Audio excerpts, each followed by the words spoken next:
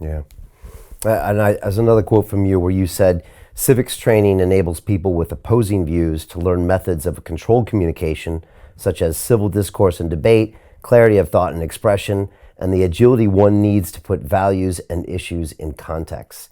You also go on to say that civics has not been taught in the American public school system since 1970, which means that everyone in Congress never studied the Constitution or the Bill of Rights. And that's a critical flaw because it's why we were admired and respected for so long. And you go on to talk about this cycle of decay where we don't teach the Constitution, the Bill of Rights, governance theory to our kids. And that's now been 50 years, right, Richard?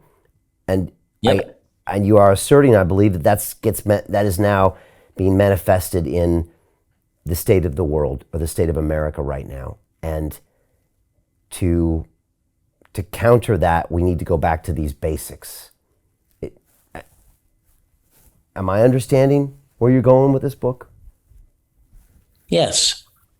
As long as you include that we came up with the practical reality of taking the values of the Enlightenment era and finding their utilitarian comradeship in the governance theories that took the place in history of who we were and why we were. And it was a real compliment to the soul of the people who were being invited here. There was no way that the poor of the world would ever be invited anywhere.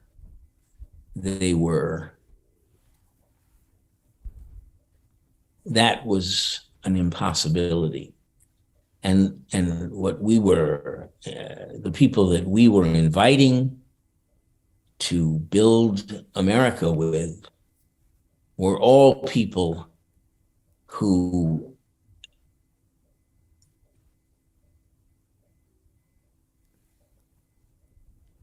they contributed their backs, their strong, painful backs, and little else, because when they came here, they were not educated in any way. They were not allowed to even think that they had touched the boundaries of their capabilities. They had no capabilities. They were, as far as the aristos and monarchs were concerned, they were all the necessary strong backs that held up all the other classes who had been feted and applauded and praised, and not them. They were strong backs, and that's all. And if you asked for permission to learn anything above your caste, you were immediately punished for that request. So that if you wanted to learn how to read, you lost something for that request. And it was quite normal to have one-limbed farmers, and if you killed a deer on the king's land in order to feed your family, you were either subject to the loss of a limb or a nose or you were killed. And that was that. And we promised them that we would free their minds so that they could be unshackled. And that was a promise that we kept for a long, long time. Right. Until we started forgetting about it. And you talk about this return to senselessness and how maybe you want to bring back common sense, maybe like Thomas Paine did when he published his book in 1776. And I assume that's why you're writing this book, because you kind of want to ignite the country, I think, as you said, just as Thomas Paine did. And I think you want to take a passive citizen and turn them into a participating citizen. How do we do that, Richard? Well, first you limber up. You have to limber up.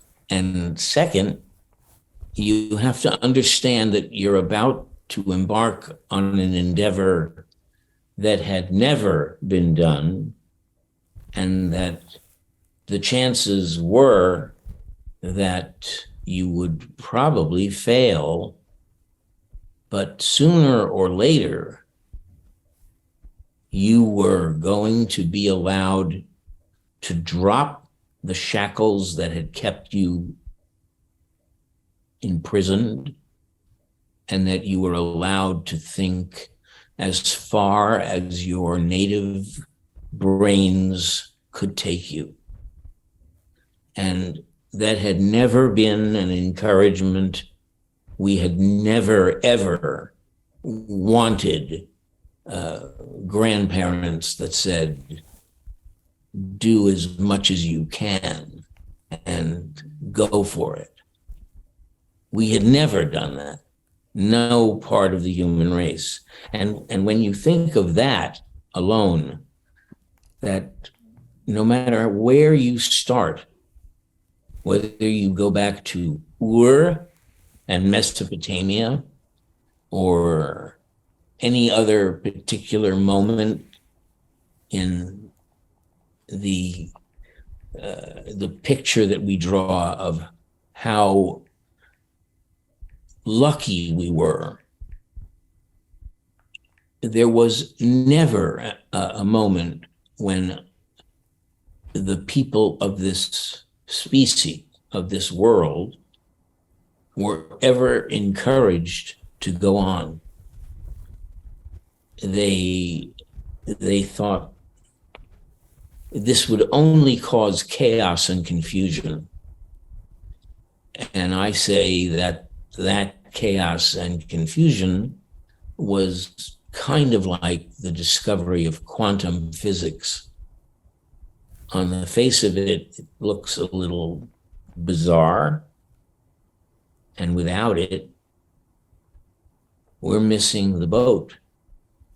We're missing the possibility of prevailing in this universe.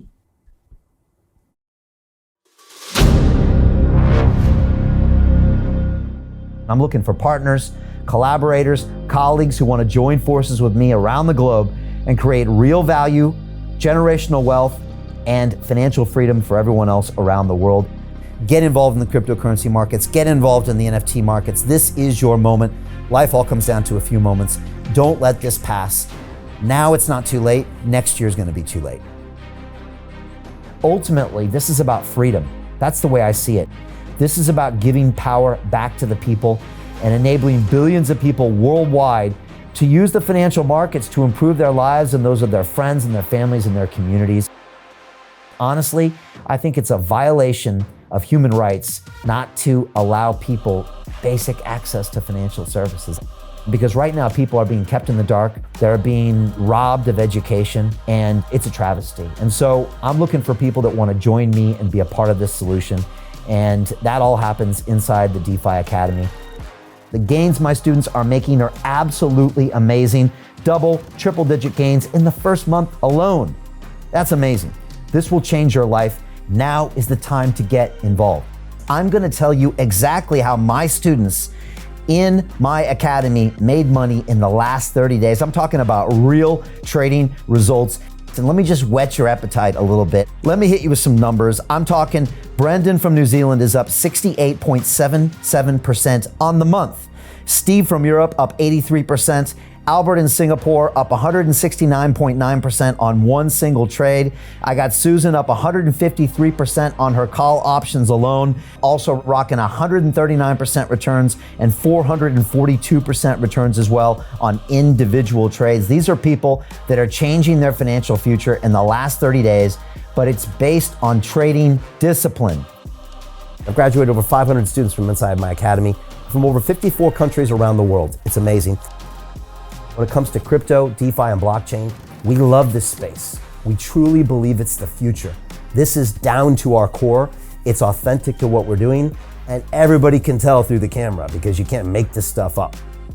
If you're watching me now, wherever you are, I implore you, take 60 seconds right now and join my academy. Apply today. Now you've got a chance. Life all comes down to a few moments. What are you gonna do? What's the choice that you're going to make?